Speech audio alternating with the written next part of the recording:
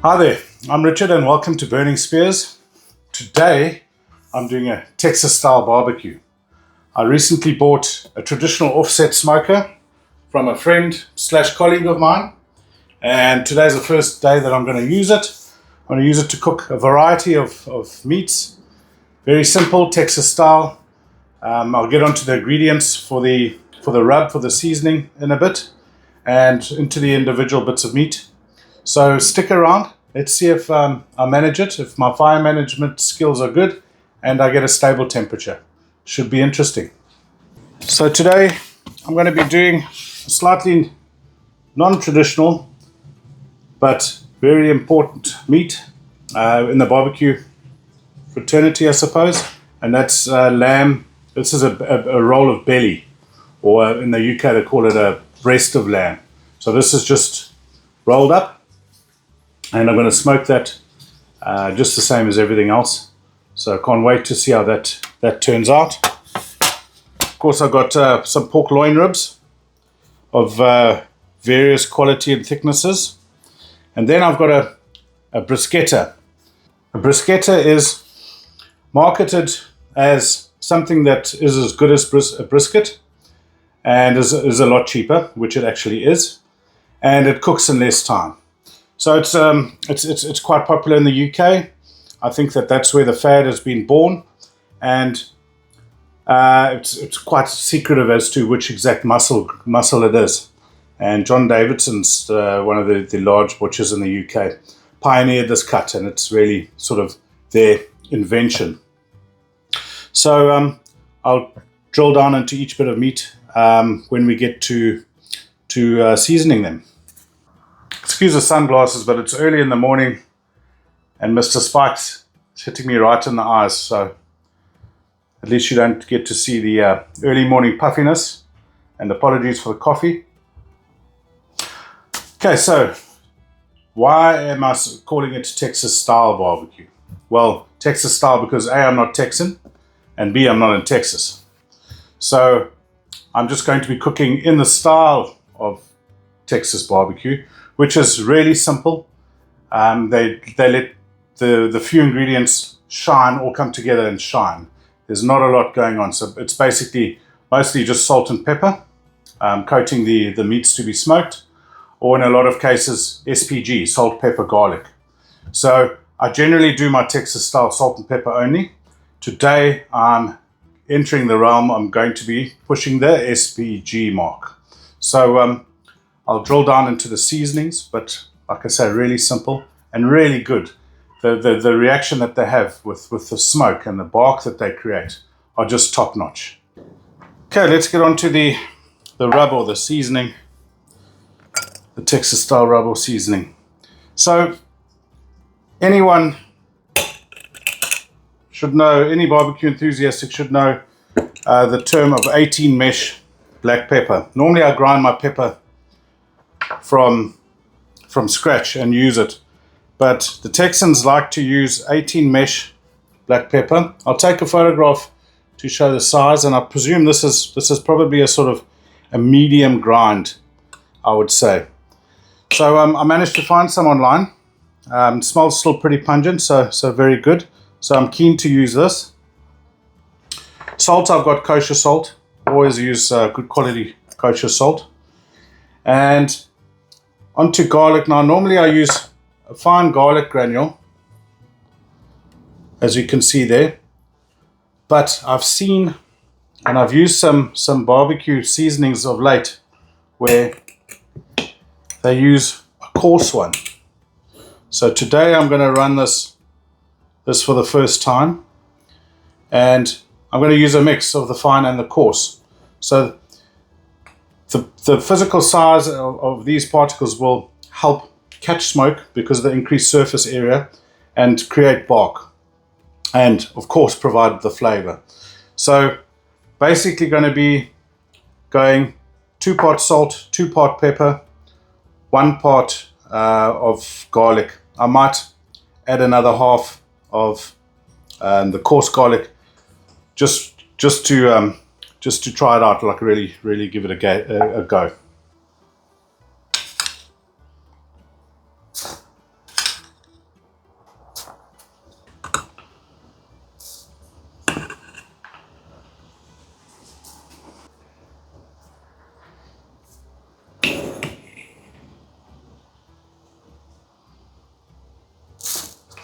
Right, let's have a look. See what we've got. I'm actually pretty happy with that look. I think that that's good enough. Right, so let's touch briefly on the bruschetta. So there's a bit of silver skin here. It's quite a thin bit of meat. There's a little bit of thickish fat, a thin end. Now, traditionally when you trim a brisket, you would take the thin ends off and you would tidy up any flappy bits and make it aerodynamic, as the term is that they use. I'm not going to do too much to this. Yes, I know that some bits will be overdone, but then you'll appreciate the bits that are done right better. So you'll have a good comparison. Otherwise, I'm taking off a whole bunch there. So I'm going to leave that on. And I'm really going to look after this and baby this.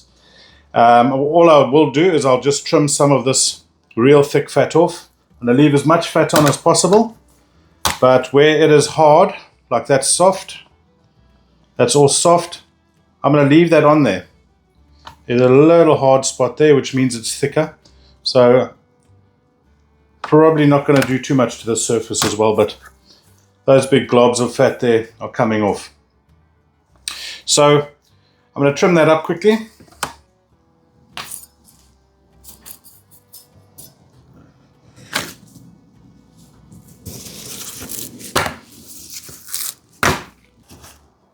So now I'm looking at the grain pattern on here. Majority of the grain is running there. There's a little bit of a muscle group, but I don't think that's too thick. So we'll be slicing across the grain like that, which is cool. That'll give nice slices. But the grain does change a little bit on top. So similar to a brisket, there are some different directions to consider when carving. I was led to believe that it was all uniform, but we'll see how it comes out. So my choice of binder today is olive oil. Pretty much use olive oil most times. I don't use yellow mustard or anything like that. You can use anything as a binder. Worcester sauce, hot sauce, anything you want.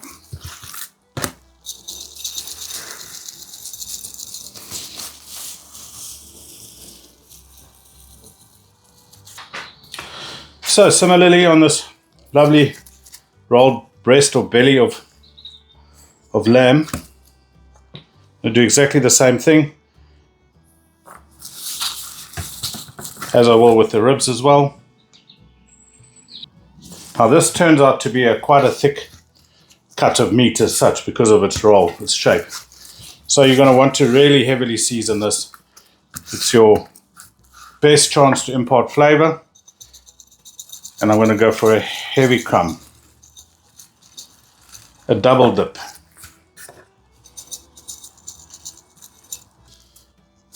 Okay, so the pork ribs, the loin ribs, I'm leaving the membrane on. I am one of those in that school that membrane is on for ribs. Protects them, keeps some moisture in. I don't mind a little bit of chew it does. I actually think it's got quite a nice flavor when it's cooked correctly. Some of these get really thin. And a lot of people, again, like to trim. For me, there's not a lot to trim off this particular rib. You could be taking edges off, stuff like that. But again, I'm not the one to fuss and harp on that. I just want to get them in my mouth when they're cooked. I don't care about little bits hanging on the side or anything like that, really. So the membrane, as well as keeping moisture in, it protects the cook. So I like doing direct ribs, but today, of course, they will be indirect smoked. So not too much point in seasoning the undercarriage. See, like traditionally they'd cut that whole piece, that whole edge off because it's going to overcook, but I'm not too bothered.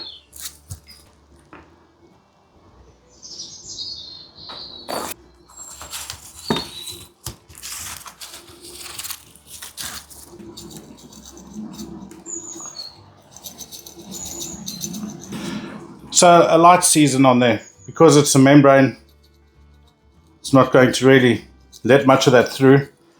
but because I like eating it, must get a little dose of seasoning. And because these ribs are thin, the seasoning coating on top is not going to be as heavy as on the bruschetta and the lamb, because they would probably be over salted. You could actually make a rub with less salt in and hit it heavy and thick.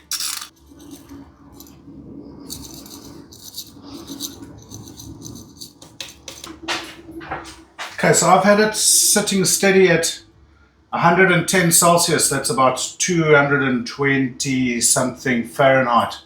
Ideally, I want to be sitting at the 120 degrees Celsius, 250 degrees Fahrenheit, but I seem to have that temp stable, so I'm not going to mess with too much. I'll make some micro adjustments if necessary, but I'm happy to make them cook a bit slower. Like I said, it's my first time using this, so to get the temperature stable is good. So, thickest piece of meat can go up nice and close. Then the bruschetta, thickest part towards the firebox.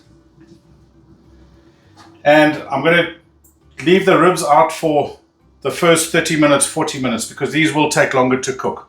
So I want everything to almost finish at the same time. Hopefully, fingers crossed.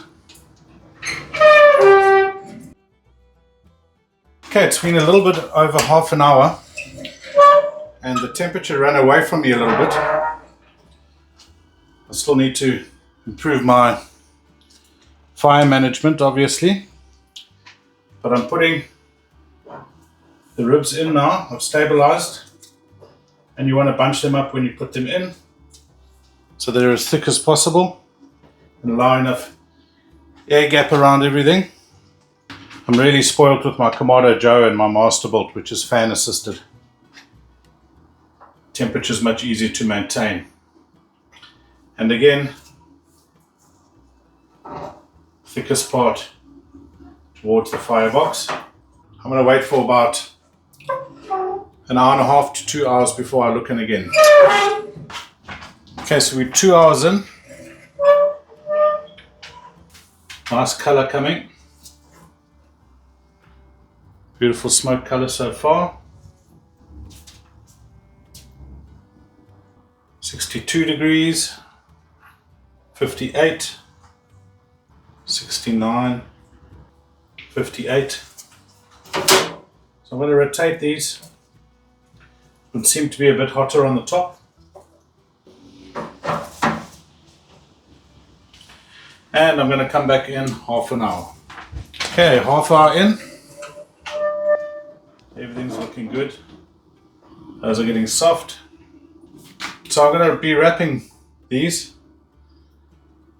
And I generally wrap between 65 and 75 degrees Celsius. As long as I'm happy with the color. So that's 70, 61, 69. So I'm going to wrap probably about 15 minutes, maybe another half hour. A few minutes later. 75, 71. Okay, so I'm going to wrap these two. They're ready to go. Okay, I do like an honest rib. So I'm not one for too much butter and sugar and all of that, but today I will be using a method that I saw Mad Scientist Barbecue use, and it gives a rib that tastes of rib. So I'm going to put some beef tallow on the meat side and wrap it in paper. Normally I'd wrap this in foil, so another first for me. Can't wait to see the result on it. I'm just going to give it a little bit more seasoning. I probably could have spritzed this. So this is some beef tallow. That should give it another level of silkiness.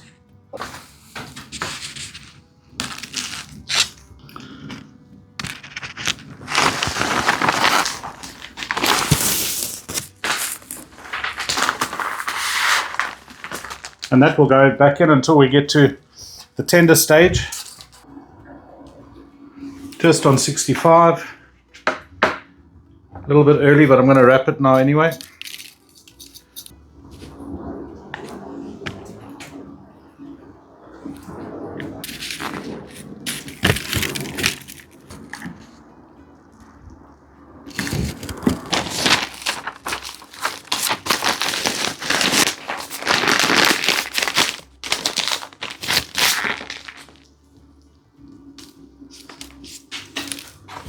$69.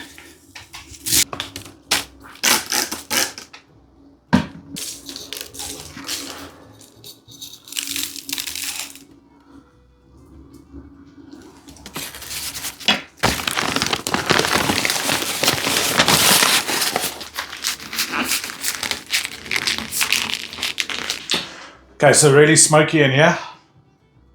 My eyes are struggling, but everything's wrapped, everything's in the smoker. Of course, it slows down a little bit now, but this is where a lot of your tenderness comes from. And you keep the moisture that's still in there, all in that nice parcel.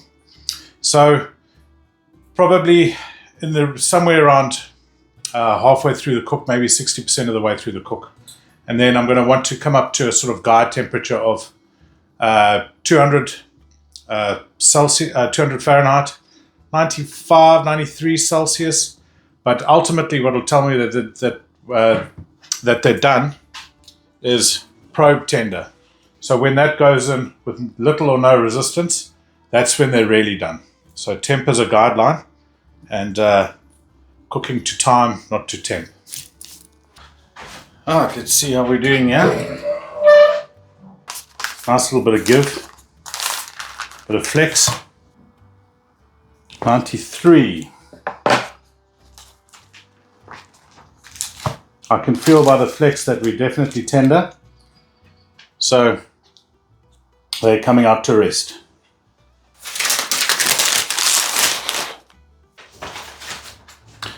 Okay, so I'm a bit too impatient. It's been a long day cooking this, so it should have rested for another half hour or more. But I'll let the others rest that long. I just want to taste, have a look. Beautiful and juicy. Loads of liquid in here. That's just how I like my ribs. Little bit of bite on there. Not absolutely fall apart types.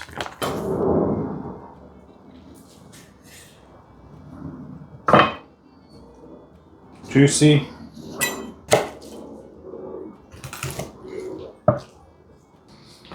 And look at that smoke ring. You can see the normal pork color. And then this beautiful pink. Very happy with that result. Right.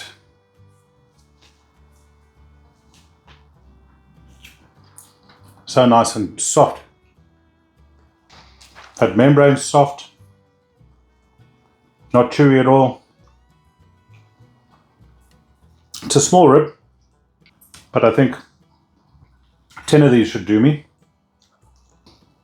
So the smoke is heavy, as you could see by the smoke ring, but that gives it almost a bacon-esque type taste. Okay, I pulled the lamb at 92 degrees. It was probing very soft. Let's see what it looks like.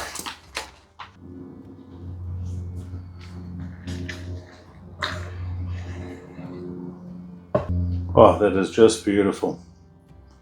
Look at that smoke ring. That's insane. Right, let's give the lamb a test. So soft. A little bit of a chew on the fat, but it's delicious. Just so tender. And I love the bark, the skin. Insane. Yeah, there's a piece of like sinew. It's got a bit of chew on it. Smoked lamb is it's a beautiful, beautiful thing. Right, finally the bruschetta. 6 hours. I pulled it off a touch early at 92 degrees. It was probing soft through the paper. Let's see if it is tender. Insane amount of juice. Right, the moment of truth. Oh, that is soft.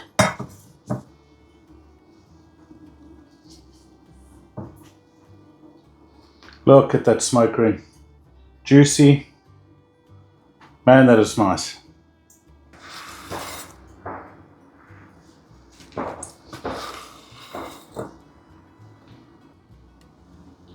Nice little bit of flop on there. Doesn't jiggle like a brisket, but maybe that's because a brisket's a lot bigger. And I'm really impressed. This is my best smoke ring to date. That's insane. There's quite a bit of pull on it, but it's tender, juicy. That's got a great pronounced beef flavor.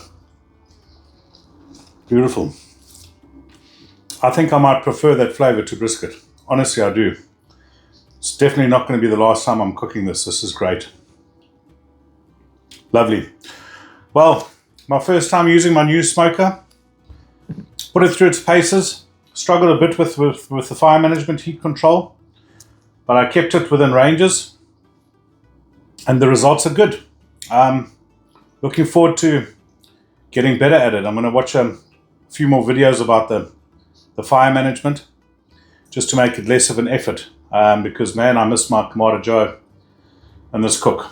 That thing is just so reliable and dead steady. But I'll get there with this, so thanks. I hope you enjoyed it. I hope you found it interesting, and until next time, that's it.